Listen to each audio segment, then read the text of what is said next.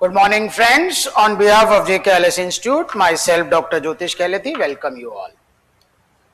जैसा कि अपन देख रहे हैं, ऑनलाइन और ऑफलाइन बैच दोनों चल रहे हैं साइमल्टेनियसली, और अपन सब एक चीज जानते हैं कि दिवाली के आसपास अपना मेंस का एग्जाम हो जाएगा. पॉइंट 1. पॉइंट नंबर 2, करीब 666 जने प्री पास होंगे. अगर आप प्री पास होते हैं तो असली बैटल लाइन यही होगा. आप सब ने मेरे हिसाब से प्रीवियस ईयर्स के पेपर आरजेएस के देखे होंगे. अगर आपने देखा होगा तो आपको एक एरिया का पता चला होगा, उसे कहते हैं जजमेंट राइटिंग. वह करीब 16 to 20 मार्क्स का पर पेपर आता है. पर पेपर इट इज 16-20 मार्क्स. इसका मतलब ये एक ऐसा एरिया है जिसको छोड़कर नहीं जाया जा सकता, especially if you are a general category, EWS, OBC candidate. अब क्वेश्चन है, क्योंकि हम सब 90% लोग जजमेंट राइटिंग के एरिया को नहीं करते, हम लोग बैरेक्स को ही पढ़ते रहते हैं, तो आज की जो क्लास है उसके 2 पार्ट्स हैं. There are 2 parts. और इस क्लास के बाद मैं बस इतना ही चाहता हूं कि आपके दिमाग में यह चीज आ जाए कि judgement writing is not a big deal. It is one of the easiest things which you can do. हाँ, एक वर्ड ऑफ क्वेश्चन जरूर देना चाहूंगा मैं. ये मेरी एडवाइस है, ऑफ कोर्स, वो बाकी तो आप खुद एग्जाम देंगे जो लोग मेंस, वो उनका खुद का डिस्क्रिशन है. वो एडवाइस ये है कि जो जजमेंट राइटिंग है वो शुरू में नहीं करना चाहिए. वो या तो जब आपका 1-1.5 घंटा निकल जाए उसके बाद करें, या आखिरी के लिए रखें. It should B not be the first question. तो वो क्यों नहीं होना चाहिए? वो इसलिए नहीं होना चाहिए क्योंकि जजमेंट राइटिंग जो पार्ट है वो साइंस प्लस आर्ट्स दोनों मिलके बनता है. तो जहां कहीं पर भी आर्ट्स के अंदर टाइम का कंस्ट्रेंट नहीं होता तो दिमाग क्या है, ज्यादा समय ले लेता है. अगर जजमेंट राइटिंग को आप शुरू में करेंगे तो 30 मिनट की जगह हो सकता है वो 45 मिनट ले जाए, जो कि बाकी क्वेश्चंस के लिए घातक होगा. जिन लोगों ने मेंस पहले दिया है वो मेरी बात को इत्तेफाक रखेंगे, जो आप देंगे वो भी इत्तेफाक करते समय रखेंगे कि मेंस के 50% क्वेश्चन पेन की नोक पर होता है. इसे अंग्रेजी में कहते हैं रिफ्लेक्स एक्शन. आपको पता होगा, आपका एक ब्रेन होता है, एक स्पाइनल कॉर्ड होता है. रिफ्लेक्स एक्शन में ब्रेन तक चीज जाने की आवश्यकता ही नहीं है. इसका मतलब यह है कि 50% क्वेश्चंस में ज्यादा दिमाग लगाए बिना आपका दिमाग इतना अभ्यस्त होना चाहिए कि वो खटाखट 50%. बाकी के 50% में एप्लीकेशन ऑफ ब्रेन है. और जजमेंट राइटिंग में एप्लीकेशन ऑफ ब्रेन प्लस एक फॉर्मेट, फैक्ट्स को कंसाइंस करना और उसको लिखना, यानी कि साइंस प्लस आर्ट्स है. तो सबसे पहले अपन ने ये बात दिमाग में रखनी है कि judgement writing should not be your first question. It can be somewhere in the middle. Once you are acquainted with the paper, आपकी एक रिलेटिव स्पीड आ जाए, उसके बाद आप जजमेंट राइटिंग कर सकते हैं. और it should be in the end. Rule 1. अब अपन और बात कर लेते हैं.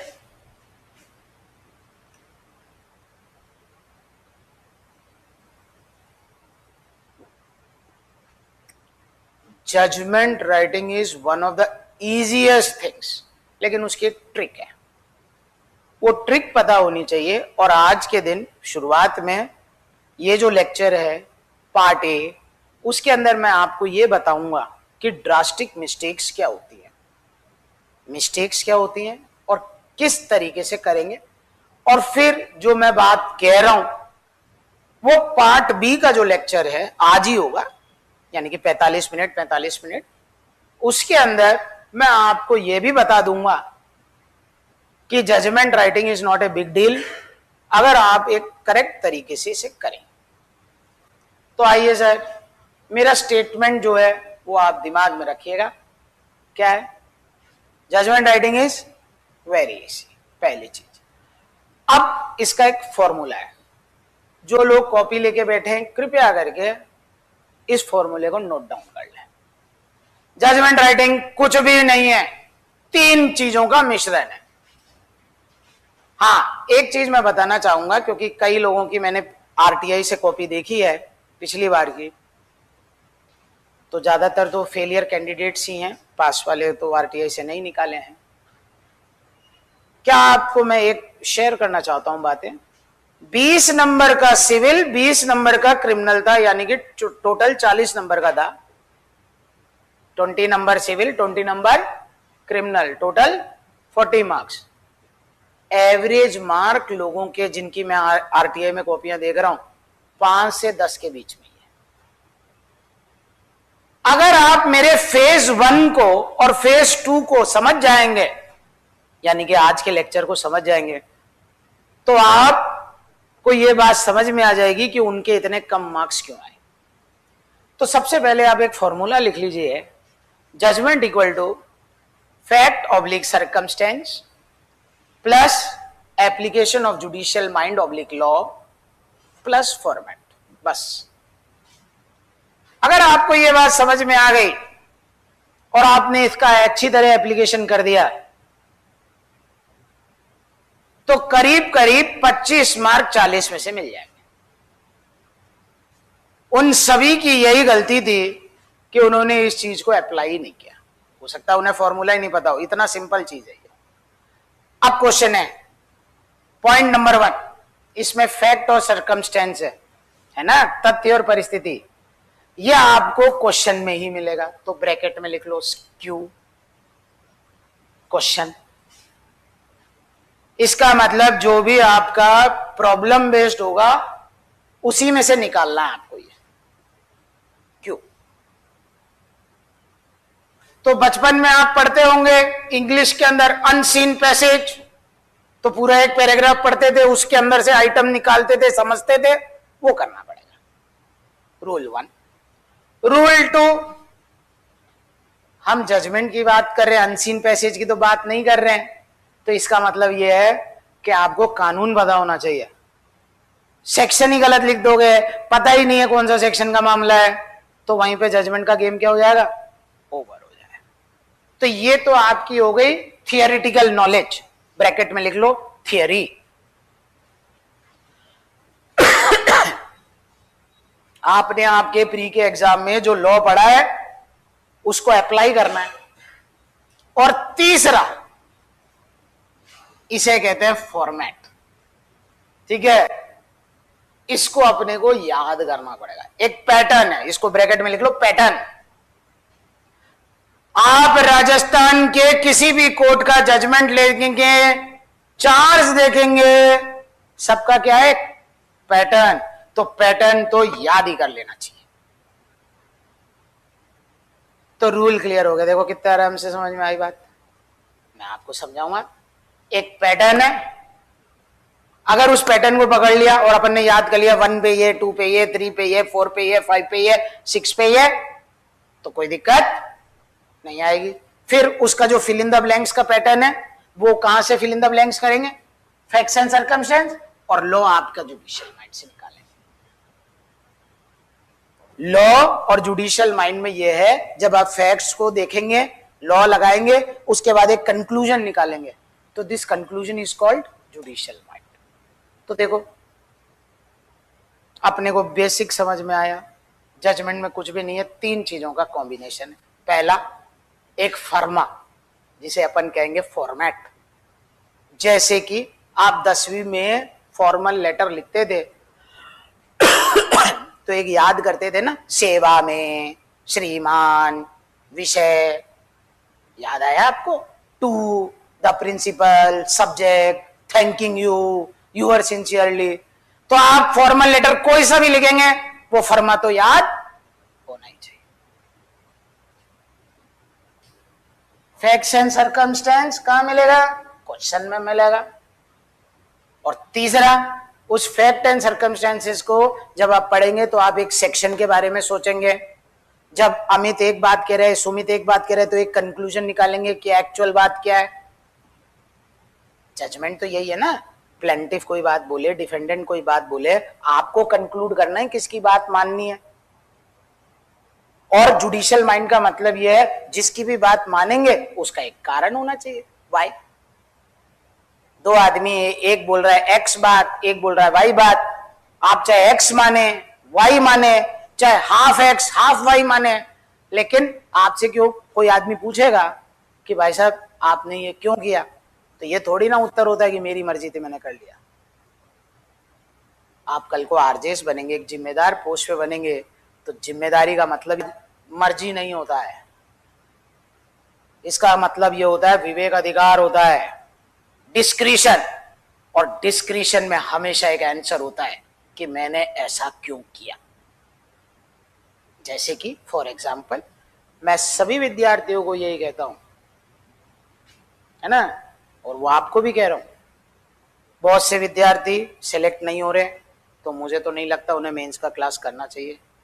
बहुत से विद्यार्थी 85 से ज्यादा ला रहे हैं, 85 ला रहे हैं, 80 से ज्यादा ला रहे हैं, तो उन्हें तो मेंस की क्लास करनी चाहिए। लेकिन बहुत से विद्यार्थी हो सकता है 70s के ब्रैकेट में चल रहे हो, बॉर्डर लाइन्स। मैं कट ऑफ निकालने वाला कोई व्यक्ति नहीं हूं, वो काम राजस्थान हाईकोर्ट का है। तो बॉर्डर लाइन वाले का क्या है? विवेक अधिकार, डिस्क्रिशन, मैंने ऐसा क्यों किया। कल को उससे कोई क्वेश्चन पूछ ले तो उसको पता होना चाहिए कि मैंने ऐसा क्यों किया। डिसीजन लेना ही बड़ा काम होता है इस लाइफ में। सही और गलत परिस्थितियां बताती हैं, सर्कमस्टेंस बताते हैं, लेकिन जिसने डिसीजन लिया उसको बिल्कुल क्लियर होना चाहिए मैंने ऐसा क्यों किया। अपन छोटे बच्चे नहीं है जहां मर्जी चले, अपन जिम्मेदार व्यक्ति हैं, रेस्पॉन्सिबल पर्सन। तो उसी तरह जजमेंट के अंदर जो व्यक्ति है वो क्या है? एक रेस्पॉन्सिबल व्यक्ति है ना। सुप्रीम कोर्ट को इस बार आप लोगों की रेस्पॉन्सिबिलिटी कम लगी, इसीलिए तो उसने क्या बोला कि मैच्योरिटी इज रिक्वायर्ड। अब अगला आरजेएस या कोई भी जुडिशरी होगा उसमें मैच्योरिटी के लिए उन्होंने 3 साल तो बढ़ाई दिए। चाहे क्वेश्चन ये हो कि आदमी प्रैक्टिस करेगा नहीं करेगा, वो सब तो अलग इशू है, लेकिन आदमी की उम्र तो 3 साल बढ़ गई, तो कुछ मैच्योरिटी तो उम्र से भी आती ही होगी। अरे वो घर पे सोता भी रहेगा तो कुछ मैच्योरिटी तो एज से भी आ जाएगी, वो तो है ना। वो तो लोगों का क्वेश्चन ये हो सकता है प्रैक्टिस नहीं करते फर्जी आ जाएंगे, ये आ जाएंगे, वो तो इशू अलग है। लेकिन ये बात ही क्यों उठी? क्योंकि 21, 21, 22 वाले जो बच्चे थे, they were not behaving as per expectation of supreme court. Practical बातें हैं ये। हम लोग बार और बेंच हैं, एडवोकेट्स एंड जुडिशरी, इसमें स्टूडेंट और टीचर स्टेक होल्डर नहीं है। बहुत से बच्चे ऐसे सोचते होंगे रोजगार देना राजस्थान हाईकोर्ट का काम नहीं है, लेकिन न्याय का प्रशासन करना राजस्थान हाईकोर्ट का काम है, एडमिनिस्ट्रेशन ऑफ जस्टिस। तो अगर उसको लगा मैच्योर नहीं है, सुप्रीम कोर्ट को लगा मैच्योर नहीं है, इसलिए कर दिया। हालांकि एक रिव्यू भी पेंडिंग है, लेकिन अपने को नहीं पता है उसका क्या होगा क्या नहीं होगा। बट एब इनिशियो जो 3 ईयर आया है, वो बेसिक रीजनिंग यही है उनकी कि we feel people are not mature enough to handle the things. तो इसका मतलब एक जजमेंट राइटिंग में जो मैच्योरिटी दिखती है वो कहां दिखती है? एप्लीकेशन ऑफ फैक्ट ने, ए ने एक फैक्ट बोला, बी ने एक फैक्ट बोला, आपने कोई कंक्लूजन निकाला, तो आपका उत्तर होना चाहिए वाई। कॉन्सेप्ट क्लियर हो गया? फॉर्मूला क्लियर हो गया? अब आ जाओ, ये एक फॉर्मूला है, पूरे मेंस का एक फॉर्मूला है, पेपर छूटना नहीं चाहिए। इसका मतलब speed speed speed, practice practice practice. जिसका पेपर छूट गया वो तो जीरो ही है, जिसका पेपर छूट गया वो जीरो ही है। अब अपन बात कर रहे हैं, अब अपन बिल्कुल कॉन्सेंट्रेट होके किसकी बात कर रहे हैं? Judgement writing. फॉर्मूला मैंने आपको बता दिया, कैसे कहां से चीज लेनी है वो मैंने आपको बता दी।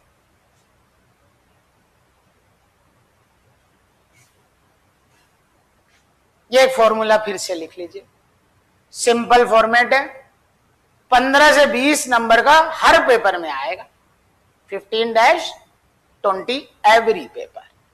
टाइम लिमिट का मतलब ये हो गया, एक मार्क के लिए 2 मिनट है। इसका मतलब अगर 15 मार्क्स का क्वेश्चन है तो जजमेंट कितने मिनट में खत्म हो जाना चाहिए? 30 मिनट में। अगर 20 मार्क्स का क्वेश्चन है, क्रिमिनल में 20 मार्क, सिविल में 20 मार्क, ऐसे, तो आपका जजमेंट कितने मिनट में खत्म हो जाना चाहिए? 40 मिनट। स्पेस लिमिटेड होता है। हाँ, आप लोगों की सक्सेस का सीक्रेट ही यही है। जब अपन कोर्ट में जाते हैं तो जजमेंट 2 पन्ने का भी हो सकता है, 2000 पन्ने का भी हो सकता है ना? अयोध्या वाला जजमेंट कितना बड़ा है, तो वहां तो आपके पास आपकी कल्पना को और आपकी समझ को दर्शित करने का खूब समय है। लेकिन यहां पर अगर आपने आरजेएस का मेंस का पेपर नहीं देखा है तो राजस्थान हाईकोर्ट की साइट पे जाइएगा, वहां रिक्रूटमेंट का कॉलम है, सिविल जज का मामला है, तो उसमें पास्ट ईयर के पेपर देख लीजिएगा, क्योंकि कईयों ने हो सकता है देखा ही नहीं हो paper, how paper looks like. Question होता है, स्पेस होता है, क्वेश्चन होता है, स्पेस होता है। इसका मतलब जजमेंट राइटिंग में भी जजमेंट लिखने का आपके पास क्या रहेगा? स्पेस रहेगा। इसका मतलब आपको सारी कहानी और सब कुछ उस स्पेस के अंदर ही कंक्लूड करना पड़ेगा। कई जुडिशियरों में, इनफैक्ट एडीजे में भी जजमेंट राइटिंग का पूरा एरिया हो सकता है, एक पेपर हो सकता है कई जुडिशरी में ओनली जजमेंट राइटिंग, तो वहां हो सकता है अनलिमिटेड स्पेस हो। लेकिन राजस्थान के अंदर there is a limited 3-4 pages, 3/4 page, यानी कि आपका जजमेंट इतने में दिख जाना चाहिए। फिर आ जाते हैं अपन बात पे,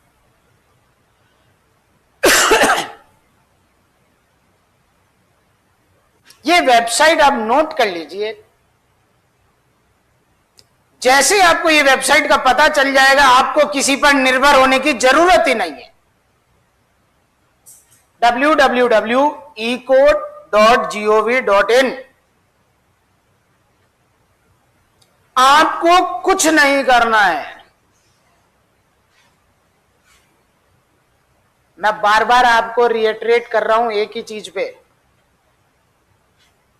फैक्ट्स ऑब्लिक सर्कमस्टेंस क्वेश्चन से मिलेगा, एप्लीकेशन ऑफ जुडिशियल माइंड वो भी क्वेश्चन से ही निकलेगा, लेकिन फॉर्मेट जो है वो अपन बिल्कुल तैयार होकर फर्मा लगा के जाएंगे, जिससे कि सीधा ही प्रिंटिंग हो जाए। वहां पे कुछ चीजें अपने दिमाग में क्या होंगी? प्रिंट होंगी। पहले ये लिखना है, यहां ये लिखना है, यहां ये लिखना है, यहां ये लिखना है, यहां ये लिखना है। तो ये जो फॉर्मेट है, इसको जस्टिफाई करने के लिए आप जजमेंट्स भी तो देखोगे, मैं भी दिखाऊंगा आपको, आप भी देख लेना अपने स्तर पर।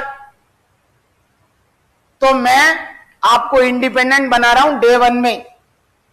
ecourts.gov.in आपको जजमेंट दिख जाएगा, तो आप अपने फर्मे को लगा के देख सकते हैं। अच्छा, कोर्ट का नाम यहां लिखते हैं, कोर्ट जज का नाम यहां लिखते हैं, अच्छा अच्छा अच्छा, जजमेंट के साइड में ही डेट लिखते हैं, अच्छा अच्छा अच्छा, सारी चीजें, आदेश कितनी बार लिखते हैं। तो every day you have to see 1 or 2 judgement, that's all, जिससे कि जो फॉर्मेट है आपके दिमाग में क्या हो जाए? बार बार रिएटरेट होता जाए, यही फॉर्मेट है, यही फॉर्मेट है, यही फॉर्मेट है।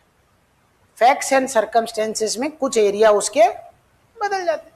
ये बिल्कुल ऐसे ही है भाई साहब कि राजस्थान के अंदर का अगर कोई भी आदमी मकान बनाएगा, जब तक कि कोई भी हाथी घोड़ा अलग आदमी नहीं हो, तो रोडी बजरी सीमेंट सबको चाहिए, और सरिया, 4 आइटम सबको ही चाहिए। उसके अलावा है आपका आर्टिस्टिक मामला। आप अभी घर जाएंगे, ऑफलाइन वाले अभी घर जाएंगे, तो ये 4 चीजों के अलावा क्या चीज लगा रखी है मकान में, 90% ने सोचना। तो इसका मतलब मकान बनाने का भी एक टेक्निक है, एक फॉर्मेट है। क्या बोलना चाह रहे हैं, समझ में आ गया? तो 99% मकान भी ऐसे ही दिखेंगे ना, रोडी बजरी सीमेंट सरिया, तो 4 आइटम।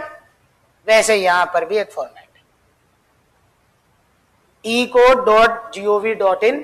इससे आपको ऑनलाइन सारे जजमेंट्स दिख जाएंगे, जिस भी कोर्ट के चाहिए आप जाके देख लेना। पॉइंट 1। पॉइंट नंबर 2,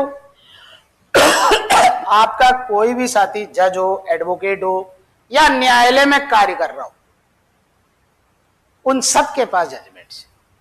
अपन जयपुर में बैठे हैं, यहां रहा हाई कोर्ट, जितने भी डीजे, एडीजे, इन सब की अपीलें लगती हैं हाई कोर्ट में, सबको पता है।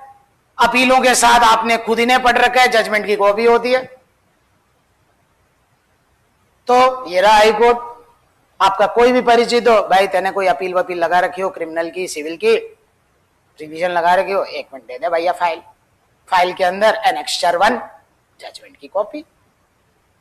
कितनी बेसिक बात बता रहा हूं मैं तो ये कह रहा हूं कि आपको इनमें से किसी की आवश्यकता ही नहीं है, इस कोर्ट में चले जाना, देख लेना, सिंपल एज दैट।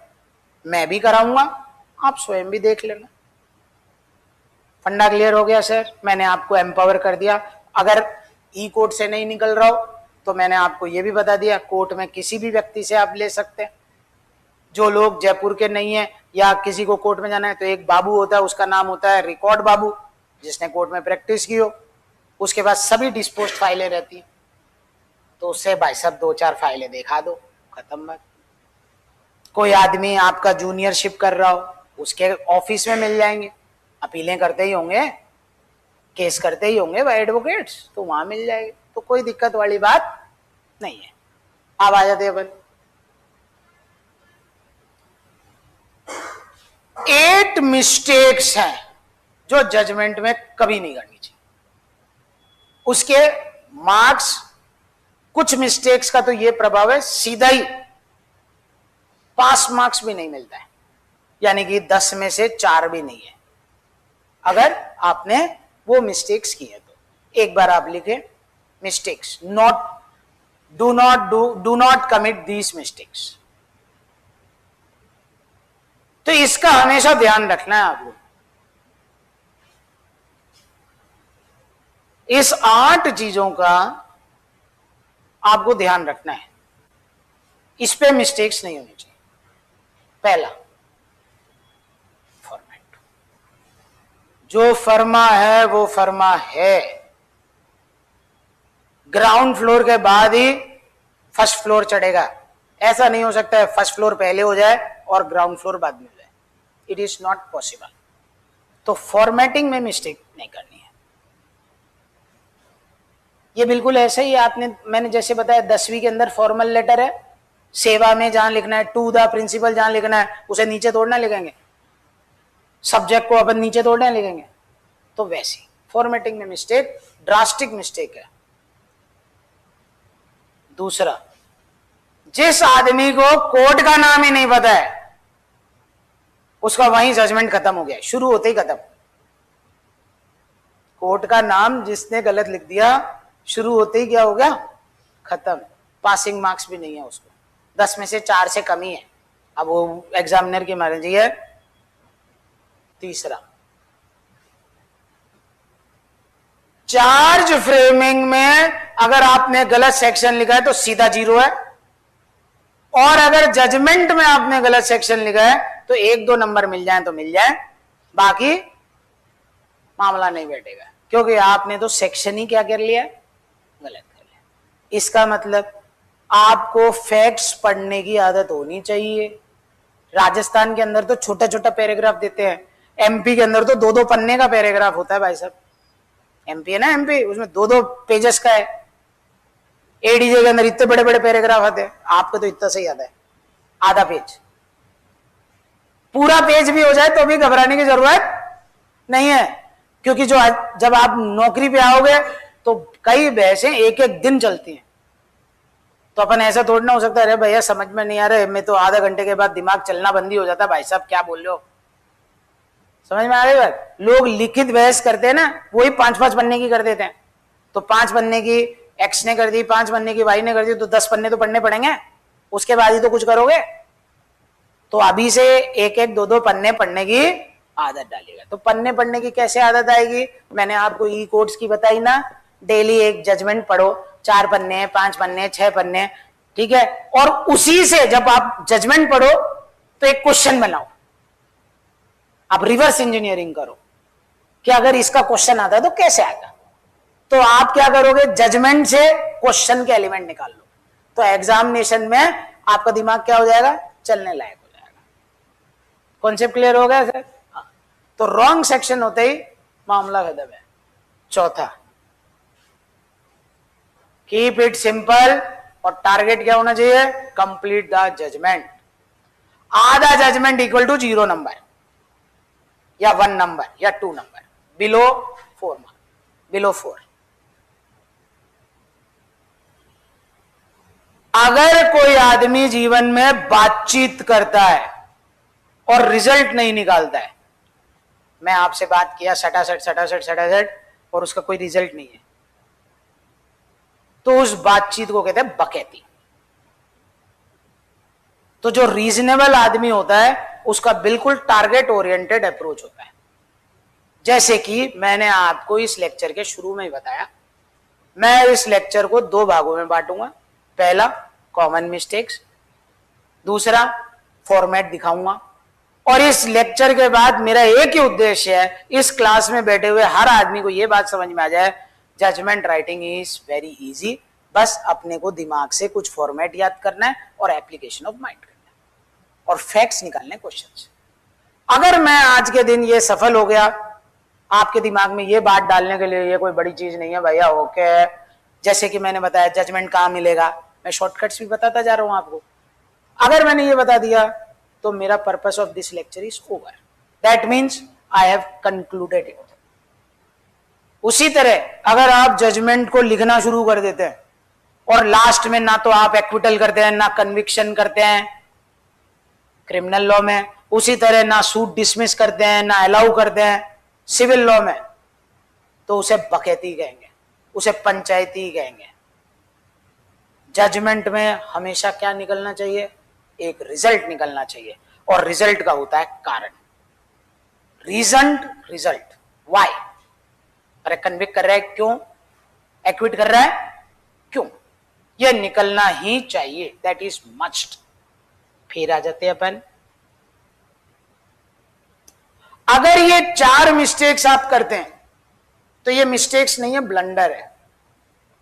ब्लंडर का मतलब ये हो गया पासिंग मार्क्स नहीं मिले। अब जो मैं मिस्टेक्स बता रहा हूं उसके अंदर पासिंग मार्क्स के आसपास या उससे ऊपर मिल जाएंगे।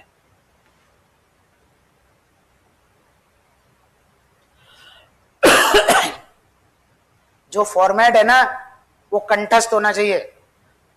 इसका मतलब अगर 5th नंबर पे कोई चीज है तो उसे 4th पे नहीं करना है और 4th वाले को 5th पे नहीं करना है।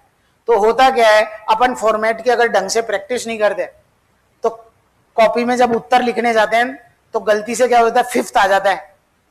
अब क्या है, आपकी पेजिंग में आप एक एक लाइन छोड़ के लिखते थे, फिर आपको याद आया अरे भैया 4th तो रह ही गया, तो अब आप क्या है उसे बीच में लिखते हो या 4 चीजों को काट के लिखते हो। तो जैसे कटिंग हो गई, अगले को बात समझ में आ गई कि इसकी प्रैक्टिस में कमी है, तो नंबर 2-4 नंबर 1-2 नंबर वो काट लेता है।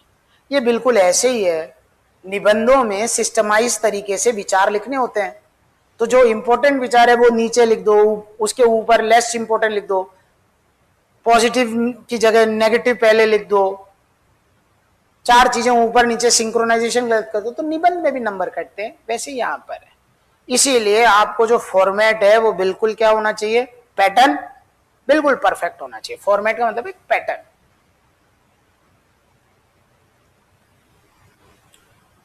देखिए भैया, अनसीन पैसेज का एक नियम है। जब आप इतना बड़ा पैराग्राफ पढ़ेंगे तो आपको पता होना चाहिए प्रोसिक्यूशन वाले क्या लेंगे, डिफेंस वाले क्या लेंगे, विटनेसेस कौन कौन होंगे, एग्जिबिट्स कौन कौन होंगे।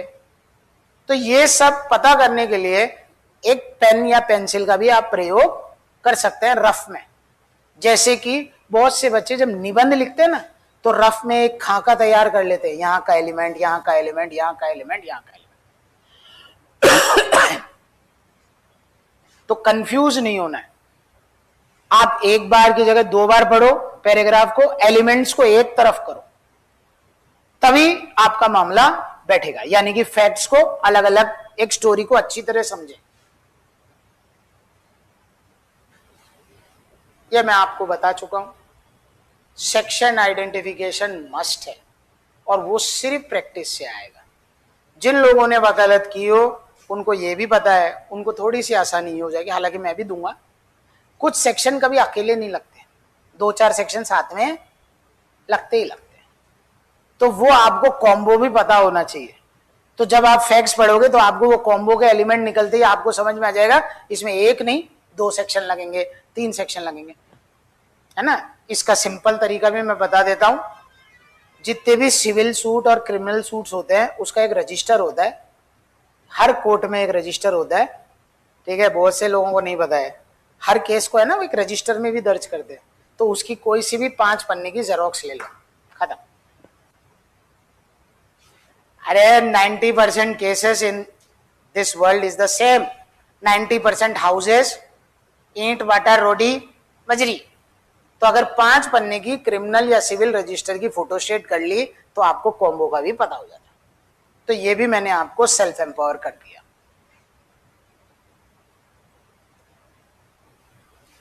जहां लीगल वर्ड है वहां लीगल वर्ड ही है।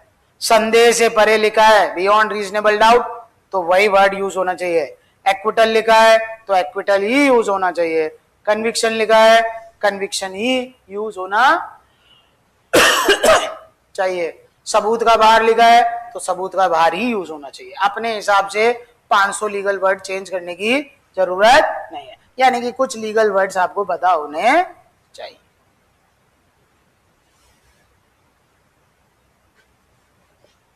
मैंने जगह बताई दी आपको।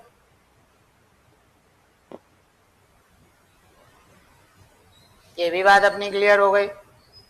आप डेली एक जजमेंट पढ़ेंगे, आप क्वेश्चन सोचो, फिर उसे वापिस सॉल्व करो।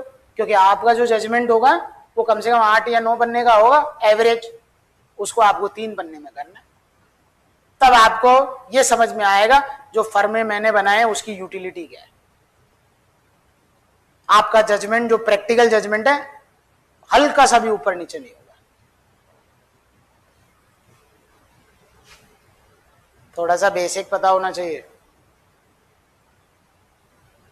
आप सभी को सबसे ज्यादा इंपॉर्टेंट अब जो सब्जेक्ट है वो है IPC/BNS। मैं भी नहीं जानता, आप भी नहीं जानते। पेपर में जो जजमेंट राइटिंग का इंसिडेंट आएगा वो अगर 2025 का ही आ गया तो IPC थोड़ा ना लगाओगे श्रीमान। और पेपर में अगर इंसिडेंट आ गया 2022 का तो BNS थोड़ी ना लगाओगे श्रीमान। जब अपन आगे बढ़ेंगे तो कुछ सेक्शंस को कंपैरेटिवली याद भी करते हुए चल लेंगे, लेकिन that all depends on the date of exam, what question is asked. तो इसको सबसे ज्यादा एम्फेसिस रखना। जो प्रोबेबल सेक्शंस मार्केट में यानी कि कोर्ट्स में होते हैं वो तो मैं आपको दोनों करा दूंगा, लेकिन इसमें तो कोई बुराई नहीं है 4 सेक्शन आप ज्यादा पढ़ लो। और कोई भी नहीं जानता है एग्जाम के दिन क्वेश्चन के अंदर कौन सा साल लिखा होगा, ये तो आप भी नहीं जानते। क्या कॉन्सेप्ट क्लियर हो गया? इसी तरह हालांकि बहुत कम पता होना चाहिए, लेकिन पता तो इनका भी होना चाहिए। PO का पता होना चाहिए, JJ का पता होना चाहिए, पॉक्सो का पता होना चाहिए, सिविल और क्रिमिनल रूल्स जो राजस्थान के हैं वो भी पता होना चाहिए। वो मैं करा दूंगा, ज्यादा कुछ नहीं पता होना चाहिए आपको, लेकिन जितना है वो करा दूंगा। लेकिन इसका भी एलिमेंट है। अरे आपको कैसे पता एग्जिबिट कैसे डलता है? तो वो कहीं लिखा होगा ना, कहीं लिखा होगा। कोर्ट विटनेस में क्या शब्द का प्रयोग होता है, कहीं लिखा होगा। तो वो सब यहां लिखा होगा। तो हल्का सा बेसिक उसका भी पता होना चाहिए। फिर आ जाते हैं, हाँ ये तो अपना एक कैलेंडर है, अपन ने 10 बार बोल दिया है। ये मेंस के बैच का मामला है। आपके बहुत से बच्चे कंफ्यूज हो रहे हैं। टेस्ट सीरीज अलग सेगमेंट है, मेंस की क्लासें अलग सेगमेंट है। ये जो क्लास है वो है जजमेंट राइटिंग की, जो अभी चालू हो गई है, हल्का सा मैंने आपको बताया फेज 1 में। दूसरा इसमें हिंदी है, इंग्लिश ऐसे है। तीसरा इंग्लिश ऐसे भी है, हिंदी ऐसे भी है। और चौथा ये तो मैंने मेरा कैलेंडर बनाया है आपके लिए, ठीक है। इसमें अपन एक आध दिन ऊपर नीचे भी करेंगे, डोंट वरी। ये है डेली टेस्ट पेपर, ये इस बैच के लिए है। क्या होगा, अपन एक एरिया भी पढ़ते हुए जाएंगे, फिर मैं आपको कुछ इंपॉर्टेंट क्वेश्चंस बताऊंगा, आप घर में प्रैक्टिस करना।